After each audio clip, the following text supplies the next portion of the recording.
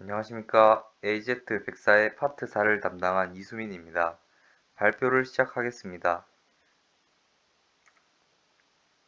파트 4에서의 모듈은 총 7개로 가상머신에 대한 구성과 애저 앱 서비스, 컨테이너 인스턴스, 마지막으로 쿠버네티스 서비스까지 발표를 하도록 하겠습니다.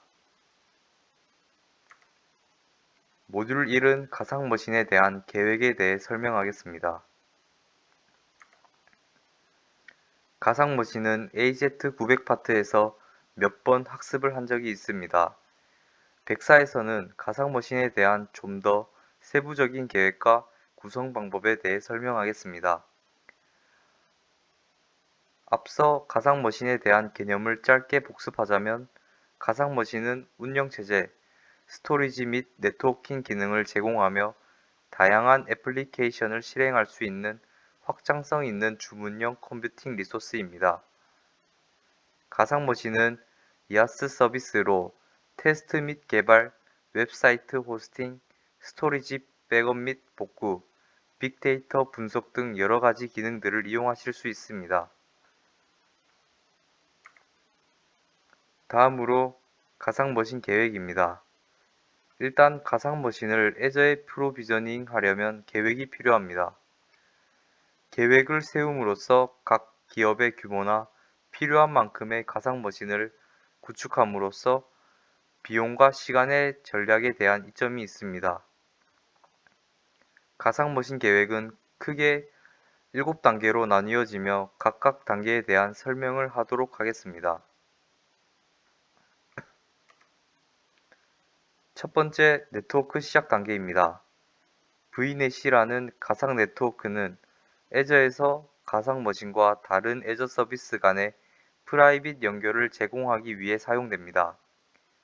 동일한 가상 네트워크 내에서는 서로 액세스를 할 수 있지만 외부 서비스는 가상 네트워크 내 서비스에 액세스할 수 없습니다. 하지만 외부에서 액세스를 허용하도록 네트워크를 구성할 수 있습니다. 이러한 네트워크 구성을 해야 하는 이유는 일단 네트워크 주소와 서브넷을 설정하면 변경하기가 쉽지 않기 때문에 가상머신을 프로비저닝 하기 전에 토폴로지를 먼저 고려해야 합니다. 두 번째 단계는 가상머신 이름 지정입니다. 가상머신 이름 지정은 사용자가 종종 고려하지 않는 계획입니다.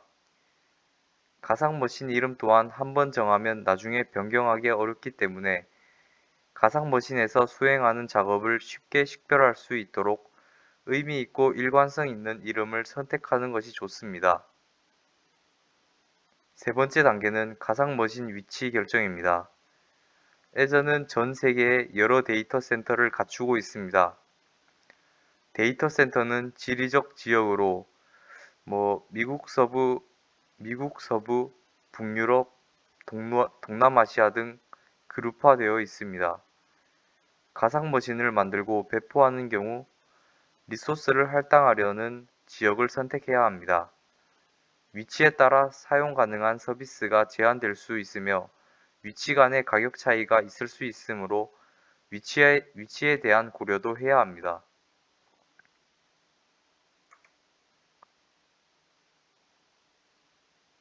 네 번째 단계는 가격 책정 옵션 파악입니다.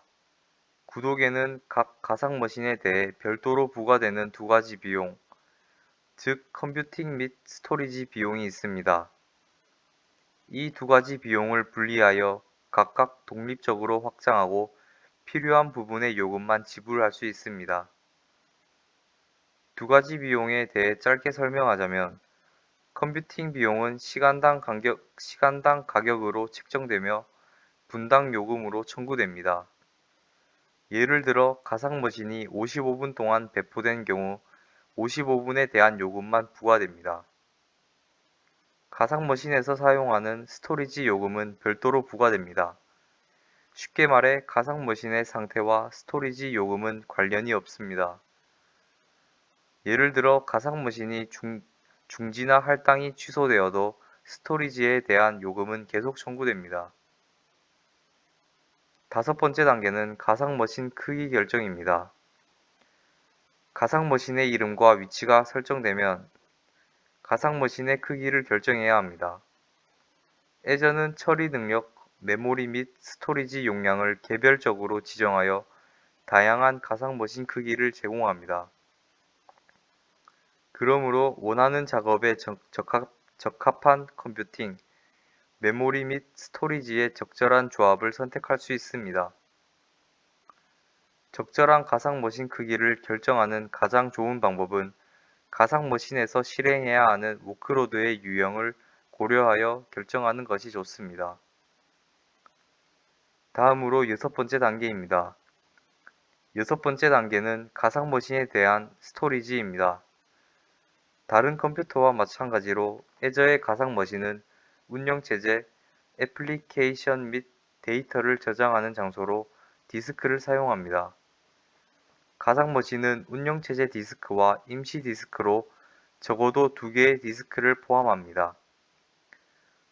운영체제 디스크는 말 그대로 운영체제인 OS를 저장하는 디스크입니다. 모든 가상머신은 하나의 운영체제 디스크를 갖습니다. 기본적으로 우리가 사용하는 컴퓨터와 마찬가지로 C 드라이브에 저장됩니다. 임시 디스크는 기본적으로 D 드라이브에 저장이 되며 페이지 또는 수압 파일과 같은 데이터 스토리지에 사용됩니다.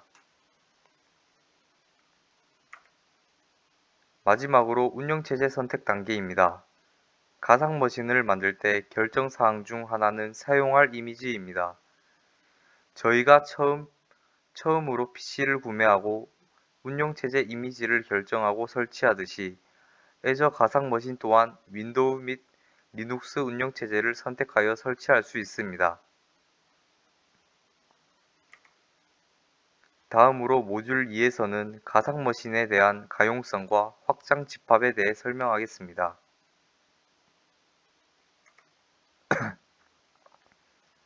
일단 가용성 집합 설정에 대한 설명입니다. 가용성에 대해 짧게 설명해 드리자면 서버 네트워크 및 시스템이 지속적으로 정상 운영이 가능한 성질을 말합니다. 따라서 가용성이 높다라는 말은 고장이 날 확률이 적다라는 뜻입니다. 가용성 집합이란 서비스의 고가용성을 보장하기 위해서 장애 도메인과 업데이트 도메인으로 가상머신을 구성하는 논리적인 그룹입니다. 예를 들어 가용성 집합 내에서 배치한 가상머신이 하드웨어 또는 애저 소프트웨어 오류가 발생하여도 가상머신의 일부만 영향을 받고 애플리케이션은 계속 가동되고 고객이 계속 사용할 수 있습니다. 가용성 집합은 안정적인 클라우드 솔루션을 구축하려고 할 때 필수적인 기능입니다.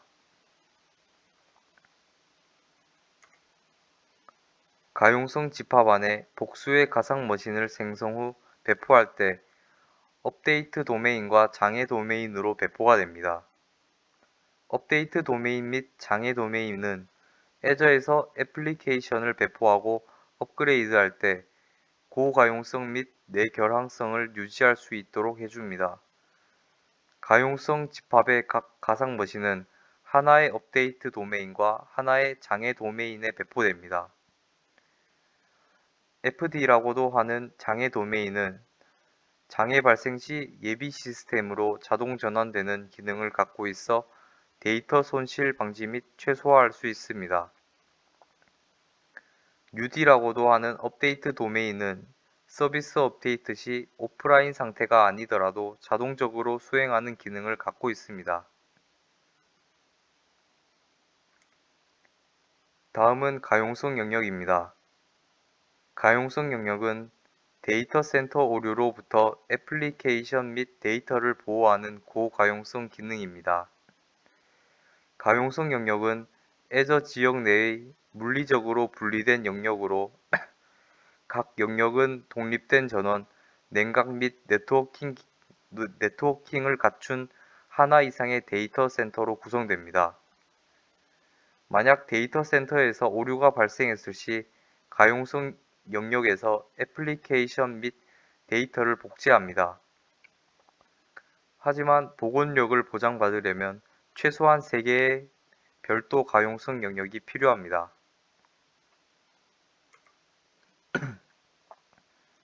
다음으로 수직 및 수평 스케일링에 대해 설명하겠습니다. 일반적으로 스케일링에는 수직 스케일링과 수평 스케일링의 두 가지 유형이 있습니다. 스케일업 및 스케일다운이라고도 하는 수직 스케일링은 워크로드에 따라 기존 리소스의 성능을 확장 및 축소하는 것입니다. 예를 들어 가상머신 CPU 또는 램 추가, 제거를 뜻합니다. 스케일 아웃 및 스케일 인이라고도 하는 수평 스케일링은 워크로드에 따라 리소스를 추가하거나 줄이는 것입니다. 예를 들어 가상머신의 대수를 추가, 삭제를 뜻합니다.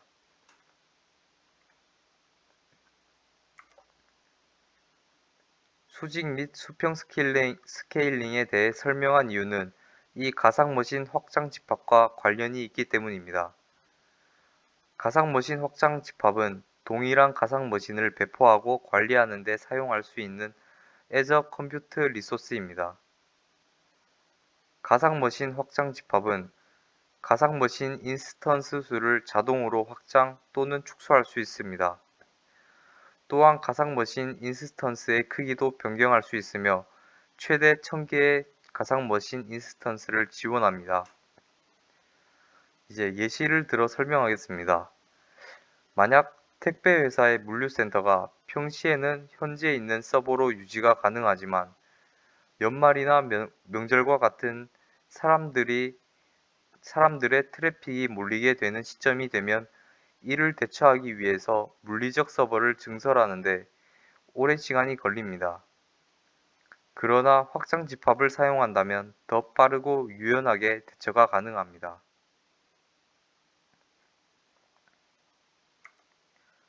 이어서 모듈 3에서는 가상머신 확장을 사용하여 가상머신 프로세스를 자동화하는 방법을 설명하겠습니다. 가상머신을 만들고 유지 관리하는 데는 할 일이 많을 수 있고 대부분 반복적이며 매번 동일한 단계가 필요합니다. 이러한 불편한 점을 개선하기 위한 방법으로 가상머신 확장을 사용하는 것입니다.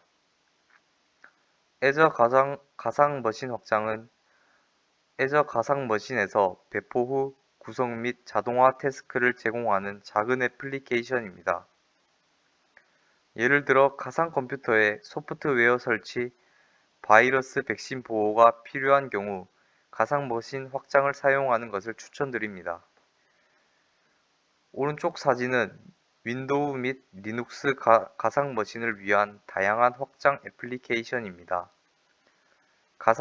가상머신 확장은 자사 및 타사가 만든 확장이 있습니다. 여러 다양한 확장 애플리케이션 중 대표적으로 사용자 지정 스크립트 확장과 DSC 확장에 대해 다음 페이지에서 설명하겠습니다. 사용자 지정 스크립트 확장인 CSE를 사용하여 가상머신 작업을 자동으로 시작하고 실행할 수 있습니다. 스크립트는 파워쉘 명령어로 구성되며 스크립트를 통해 가상머신 중지 또는 소프트웨어 구성 요소 설치와 같은 간단한 작업을 수행할 수 있습니다. CSE는 애저 포탈의 가상머신 확장 블레이드에서 설치할 수 있습니다. CSE 리소스가 만들어지면 파워쉘 스크립트 파일을 제공받을 수 있으며 필요에 따라 스크립트를 애저 스토리지 또는 GitHub에서 다운로드가 가능합니다.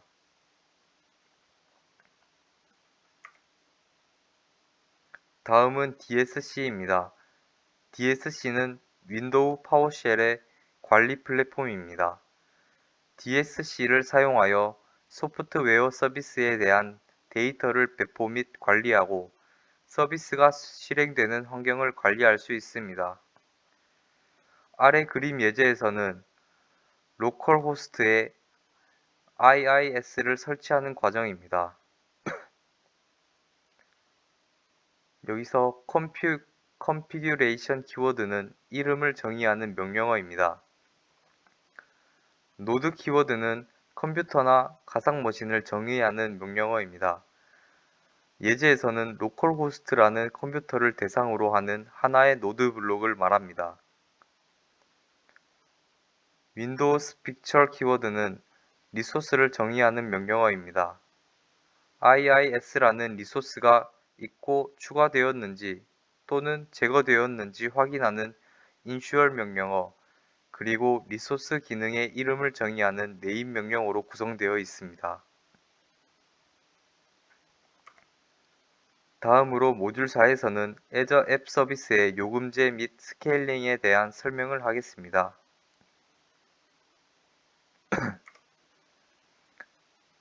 앱 서비스 요금제를 설명하기 전에 AZ900에서 학습한 앱 서비스에 대해 간단히 설명하겠습니다. 앱 서비스는 엔터프라이즈급 웹, 모바일, API 앱을 신속하게 구축, 배포, 확장 가능한 파스형 서비스입니다. 이 앱 서비스에 대한 요금제의 가격 책정은 앱 서비스의 기능 및 계획에 따라 지불액을 결정합니다. 가격 책정 계층에는 몇 가지 범주가 있는데 프리, 쉐어, 베이직, 스탠다드, 프리미엄, 아이솔레이티드로 나뉘게 됩니다. 계층에 따라 사용할 수 있는 서비스나 비용이 달라지게 됩니다. 다음은 앱 서비스 스케일업 및 스케일아웃입니다. 앱 스케일링에는 스케일업과 스케일아웃 두 가지 방법이 있습니다. 앱을 수동으로 또는 자동으로 스케일링을 할 수 있습니다. 스케일업은 앞서 모듈 2에서 말한 것과 같이 더 많은 CPU, 메모리, 디스크 공간 및 추가 기능 등을 사용할 수 있습니다. 스케일아웃은 앱을 실행하는 가상머신 인스턴스를 확장할 수 있습니다. 가격 책정 계층에 따라 최대 30개의 인스턴스로 확장할 수 있습니다.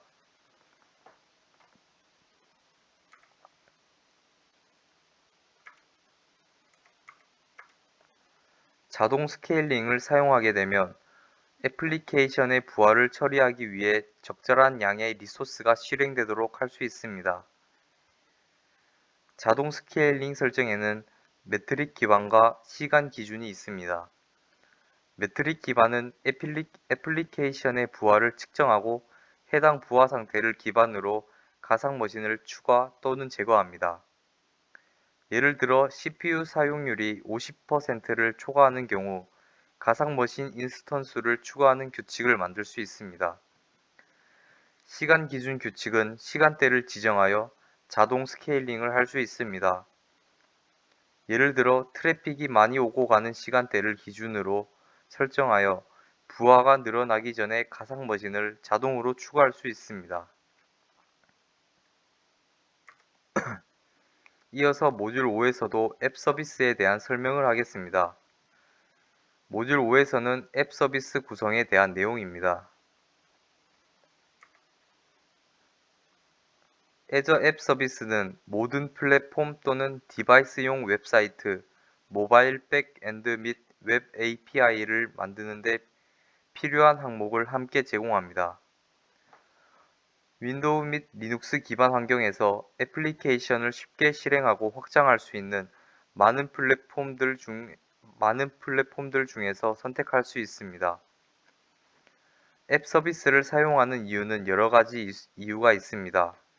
그 중에서 대표적으로는 여러 언어 및 프레임워크를 지원하고 데브옵스, 데브옵스 서비스 최적화, 고가용성, 보안, 다양한 템플릿 지원, API 및 모바일 기능 등이 있습니다. 앱 서비스를 만들기 위해서는 리소스 그룹 및 서비스 요금제를 지정해야 합니다. 그런 다음 인스턴스 세부 정보 옵션에서 세부 사항을 선택하고 구성을 하시면 됩니다. 구성 사항에는 이름, 게시, 런타임 스택, 운영 체제, 지역이 있으며 배포하고자 하는 용도에 맞게 선택을 해주시면 됩니다. 다음은 사용자 지정 도메인 이름입니다. 애저에서 웹 앱을 만들면 애저 웹사이트.net의 하위 도메인에 할당됩니다.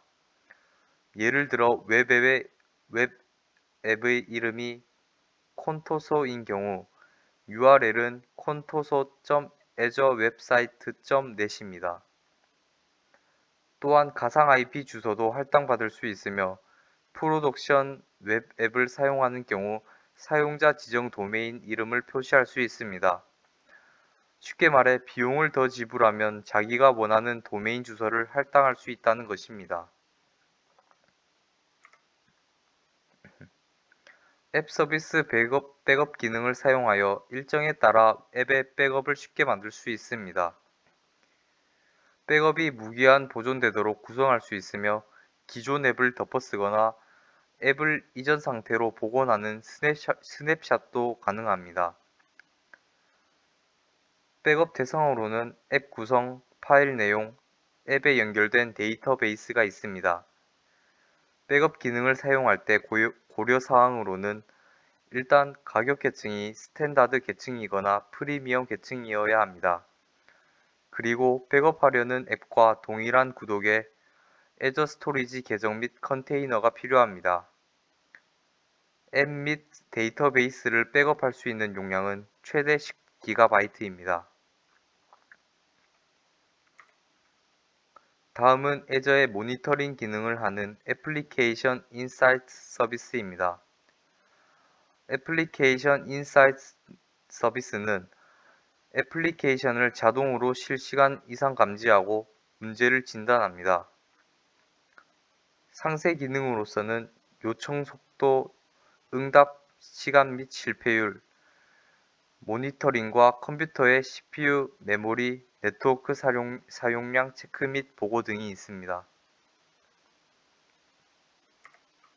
모듈 6에서는 컨테이너 서비스와 도커 플랫폼에 대해 간단히 설명하겠습니다. 애저 컨테이너 인스턴스를 설명하기 앞서 컨테이너란 무엇인지 먼저 설명하겠습니다. 컨테이너는 쉽게 말해 가상머신과 비슷한 가상화 환경입니다. 하지만 가상머신과의 차이점이 몇 가지 있는데 가상머신과 달리 운영체제를 관리하지 않습니다. 또한 컨테이너는 동적으로 생성, 확장, 중지되도록 설계되어 있습니다. 컨테이너를 사용하면 온디맨드 변화에 대응할 수 있고 충돌 또는 하드웨어 중단 시 신속하게 재시작이 가능합니다. 애저 컨테이너 인스턴스란 가상머신을 관리하거나 추가적인 서비스를 이용하지 않아도 애저에서 컨테이너를 실행할 수 있는 가장 빠르고 간단한 방법을 제공하는 서비스입니다. 또한 간단한 애플리케이션, 작업 자동화 및 빌드 작업 등 모든 시나리오에 적합한 솔루션입니다. 애저 컨테이너 인스턴스는 파스 형태로 컨테이너를 업로드하면 바로 실행이 가능합니다.